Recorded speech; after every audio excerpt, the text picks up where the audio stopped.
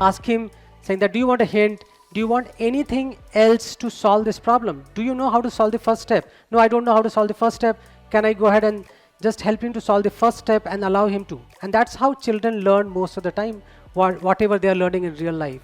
I think that's what we try to not give answers, because giving answers will help him copying or anything else. Not give answers was the most important thing for us.